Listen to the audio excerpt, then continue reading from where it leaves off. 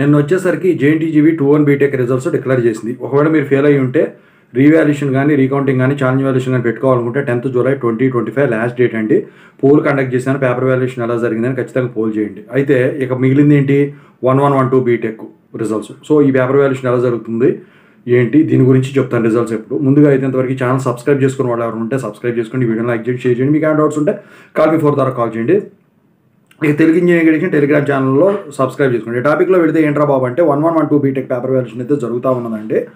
So నాకు తెలిసి ఈ మంత్ 10th కల్లా ఈ పేపర్ వాల్యుయేషన్ అయిపోయేదానికి ఛాన్స్ ఉంది. మార్క్స్ ఎంట్రీ కూడా నాకు తెలిసి ప్యారలల్గా స్టార్ట్ చేసి ఉంటారు. అయితే ఈ 1112 పేపర్ వాల్యుయేషన్ వచ్చేసరికి ఇప్పుడు వరకు జరిగిన 2122 3132 పేపర్ వాల్యుయేషన్స్ అన్నీ కూడా కొంచెం మీడియంగా జరిగినాయి, యావరేజ్గా.